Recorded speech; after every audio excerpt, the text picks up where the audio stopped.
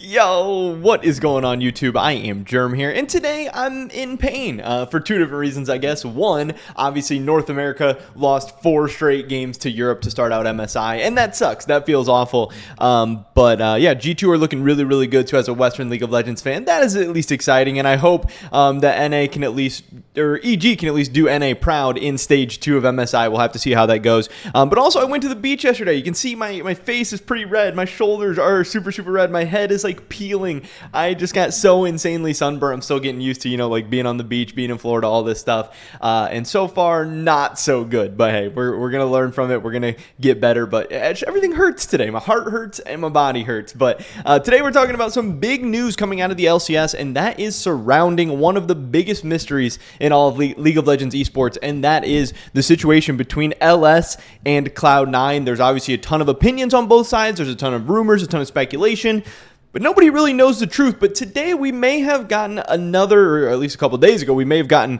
a couple more pieces to the puzzle. So definitely drop a like if you guys do enjoy this video. I would appreciate that so much. And subscribe to stay up to date on all my latest content. We are going to keep the videos coming. I think we've uploaded a video like over 400 days in a row. Do something crazy. We're going to keep covering MSI. We're going to be covering Summer Split, all the trash talk, all the drama, all the stories, all the rumors, all the speculation. And then obviously it's going to lead us into Worlds and then the next offseason as well, where we're really going to smash it out of the park. You guys don't want to miss out on any of that. With that being said, let's get right into this one. And what we're talking about today is this article that came out from Dexerto. I don't know, this website kind of sucks. Like, you have this giant block at the top for ads by Google that just like scrolls and cuts everything off. So I don't know, it's going to be kind of hard to read and see, but we'll do our best to go over it. But this is an interview with Fudge, and this is from Andrew Amos. I haven't really heard of this guy before, but after mid lane swap, Fudge is taking big learnings back to LCS top lane with Cloud9, which seems like a harmless interview, seems like a normal interview. I'm surprised they don't have more LS stuff in the title for like clickbait or more views or whatever, but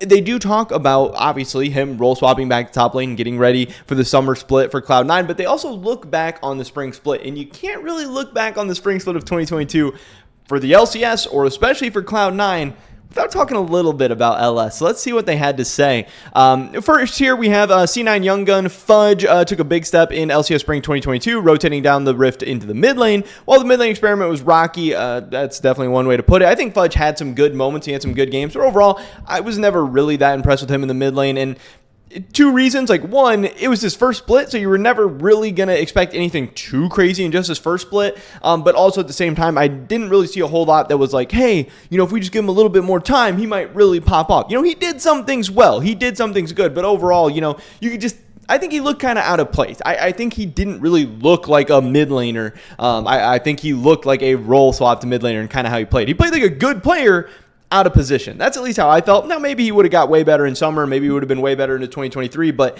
C9 is a team that probably wants to win now. And I think Fudge, back to the top lane is going to be an overall improvement for Fudge, but also for the team with Jensen coming into the mid lane. But yes, spring of 2022 overall is pretty rocky. Definitely had some highlight moments. He wasn't one of the worst mid laners or anything like that. But again, Cloud9's goals should be, doing damage internationally, competing for titles, and I don't think Fudge mid lane is necessarily ready for any of that just yet, and may never be, which is honestly, kind of probably why he's role swapping back to the top lane. Fudge's role swap was a bold call from Cloud9 that drew plenty of attention, both domestically and internationally. The storied LCS organization pulled no punches heading into spring 2022, drawing in talent like Summit and Berserker. Obviously, Korea 9 was formed to fit their new top lane in. The rest of the roster was shuffled around, with Fudge going to the mid lane.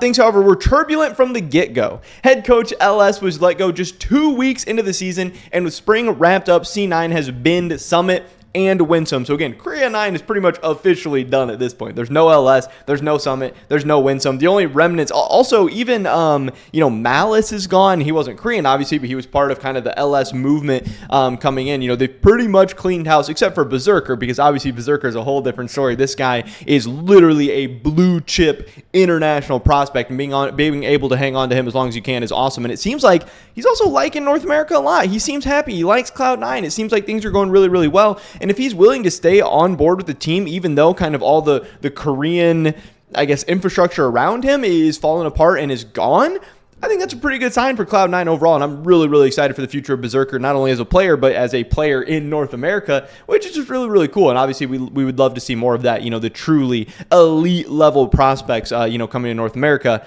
Yeah, so I don't know. I thought that's kind of cool that Berserker's still willing to stick around. It was a short-lived experiment, Fudge says, but one the top laner is taking to heart as he transitions back to his primary role for summer. And then here we go. Here's where things start to get spicy. They do talk about the failure of Korea 9. I'm going to exit out of that real quick. I don't know what's going on over there. A really, really weird Google ad just popped up. But anyway, Korea 9, depending on how active you are on social media, was a hot commodity heading into spring. When they first stepped onto the Rift, there was an air of hope around them. With LS, they drafted innovative compositions. Fudge was the centerpiece of these, picking up supportive champions like Ivern and Soraka in the mid lane, the latter of which, while interesting to see, was a sign of poor preparation, according to Fudge. And again, this is where things start to heat up. And this is where things are interesting because Fudge is friends with LS. Fudge and LS were friends predating this whole experience. They've always gotten along. And I'm sure Fudge was a big proponent of bringing LS in the first place. So I do think it's... Obviously, people are criticizing how C9 handled the whole situation, how they let LS go. They hate LS, they're against LS, they screwed LS over, whatever. But when people close to LS and people who are friends with LS and people who have no reason but to speak the truth and speak what they believe is best, come out and say stuff, I think what Fudge has to say really does hold a whole lot of weight in this situation, because obviously C9 has some biases. LS himself has some biases going the other way, but somebody kind of more in the middle, Fudge, who likes Cloud9 and likes LS, I hold a lot of weight in what Fudge has to say. So he says, it was a sign of poor preparation. So that was what we heard from a lot of different people. People were kind of frustrated. Berserker has come out and said stuff like that. Summit has come out and said stuff like that. This isn't shocking. This isn't totally surprising. But he says, I'd never played Soraka before, and we were in the practice room. He described, we were talking about specific champions. Like, if they ban Ivern, what do we play? Because at that point, we had literally practiced Ivern in every single scrim game other than 3 Kog'Maw mid games into Victor. So the whole 2 week of scrims, it sounds like we're just Ivern, Kog'Maw. The experiment with Kog'Maw mid was definitely not the most well prepared. It was a waste of scrim games. Fudge, is not mincing words here. The idea behind it makes sense, but I executed it poorly because I don't play Kog'Maw a lot. I was just starting to play mid lane. I had never practiced anything other than Ivern.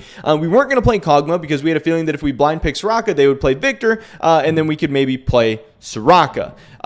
We didn't practice anything else, which is why back then I said our preparation hadn't been very good, because we only played one champion in mid lane for a whole week, and I first time Soraka. In week 2, we played Aurelia, Karthus versus TL. Then in game 2, I first time Zilean, which I hadn't played in any scrims, and I was pretty upset about that. I wasn't playing champions, I was practicing. And this is something, again, that we've heard about months and months and months ago. Their preparation was weird, that they were first timing champs on stage, and some people were like, oh, well, that's good. You have to be flexible. You got to be willing to try new stuff out. Like, LS's whole system works if the players just kind of do what their coach says and blah, blah, blah, blah. And yes, on one hand, I get it, that's great, but also at the same time, these are players who are risking their careers and livelihood and going out on stage and playing things that they've never played before and potentially embarrassing themselves, potentially looking bad, not only to fans, but to casters and analysts and to other teams around the world in their own region. All that stuff could be really, really terrible for their long-term careers and for everything that's going on. And this is not a crazy phenomenon. This is not them saying something insane. This you could see in all sports anywhere. Players would feel uncomfortable and players would not be happy if they're being asked to do things in games, in front of live audiences, in front of hundreds of thousands of people that they're not even practicing, that they're unfamiliar with, that they're uncomfortable with. And that really is a big shot and a big slight at the coach. The coach, your job is to have your team prepared for game days, to be practicing like you play, so when you go out and play, it's easy. Your players should be comfortable, they should be ready to go, they should be prepared. And if they're not, that is ultimately a sign of really poor coaching and poor management and poor preparation, which is literally your entire job, or at least the brunt of your job. So I do understand that, but things also get a little bit crazier. He says there's a lot of different things that were not very practiced. It was indicative of Cloud9 struggling to shift from one gear to another in 2022. Their playstyle had flipped, something expected from a team coached by LS, well known for his ardent views on how League of Legends should be played. And again, if he has different views of how things should be played, that's totally fine, but your players need to be prepared. You should not be making everyone feel uncomfortable and making everyone feel upset about how things are going. And that's really what LS was able to do in just 2 weeks of Cloud9. He had even people who, like him and would go to bat for him feeling pretty terrible about the whole situation. So you can only imagine what other people felt like who maybe aren't friends with LS or maybe aren't as comfortable with how he does things or, maybe weren't as on board for the whole move of LS in the first place. But again, things do still get a little bit crazier, that we still have some more bombs here. However, while the new tech was fawned over by fans, cracks had already begun to show internally in Cloud9's armor. The transition from 21 to 22 was pretty messy, Fudge admitted. It didn't feel like there's a lot of communication between the people coming in and the people already here, except for me communicating with LS and Max with LS very frequently. LS's philosophy on the game is very different to the way other people think about the game, and he has aggressive ways of speaking with people, which doesn't help when you don't know them very well. With me, he can speak like that, and I don't care, but you have to be very good at speaking differently to new people, and it was hard for us as a team to work together to communicate better with each other. And I think this is probably the most damning piece of the article, and this is something that I have been very, very vocal about dating back years and years. You can look at my channel. Obviously, I've had disputes with LS before. We've disagreed about things. We've gotten in arguments, and we've had some back and forth. And what I've always said comes down to LS seems to lack basic communication skills. He's a brilliant mind. He has good ideas. He knows a lot about the game. He is a great entertainer. He makes interesting content. He gets people to, listen to things he has to say. But as far as interpersonal communication, which is a huge part of being a coach, of being a manager, of getting people to work together, LS has always seemed immature. He always seems to blow up. He always seems to name call. He always seems to yell. He always seems to get aggressive. And like Fudge says, if you're being an entertainer on Twitch or YouTube or whatever, maybe that can work. That's fine. And I really don't have as much of a problem with that. But if that's just for the camera, that's one thing. But if that's also what you're doing behind the scenes, that is a massive red flag. That is something really, really weird and bad. And I think it's very, very interesting that Reggie out there right now seems to be having a very kind of negative reaction from a lot of fans, from a lot of people in the community for his accusations of, being toxic, being a bully, talking to people in aggressive, bad, unprofessional ways. And I think that's rightfully so. If those things are true, if Reggie has really done that stuff, I think he should have some negative reactions and people should have some negative opinions about him. But at the same time, LS, who is now being accused by Fudge of doing some of those very same things. Again, we don't know the extent. We don't have the videos. We don't have all the evidence. But again, I don't think there's a reason for Fudge to lie about this. And he just says in very aggressive ways. He doesn't say it's necessarily overly toxic. He doesn't say it's necessarily yelling. He doesn't say it's necessarily bullying or anything like that. But we don't know. I do think it's weird how people are coming out so positively in defense for LS without knowing any of the facts and stuff when there are some comparisons and parallels being made to the things and ways potentially Reggie was talking to people or being accused of talking to people, and maybe what LS was doing behind the scenes as well just 2 weeks into the job. Now, obviously, we don't know that for sure, but I'm just saying, with what Fudge is saying here, very aggressive ways of speaking with people, which doesn't help when you don't know them very well. At worst, it could be something like that, but at best, it just shows that people were uncomfortable. People didn't like what LS was doing, like what he was saying. They didn't like his practice and how things were being implemented at Cloud9, but they also didn't like how they were being communicated to behind the scenes. And again, we still don't really know why he was let go or why he was let go right before the game started a couple hours, and that whole situation is still kind of muddied and weird. But it is kind of interesting. And again, to hear Fudge, of all people, coming out and saying stuff like this, I think is interesting. And I know people like Joe Marsh and other people have come out and said, like, oh, you know what you're getting with LS. Like, they can't be surprised by this. They know what they're signing up for, yada, yada, yada. But at the same time, maybe they were giving him a chance. Maybe who you show on camera isn't who you are off camera, or maybe they had agreed that certain things were going to go a certain way, and that's not how they were happening. And you can meme Cloud9 systems or do whatever you got to do. That's fine. But that doesn't mean, and maybe Cloud9 did stuff wrong. I'm not even saying Cloud9 handled everything perfectly. It's absolutely possible Cloud9 did not do their whole role or their whole part as well.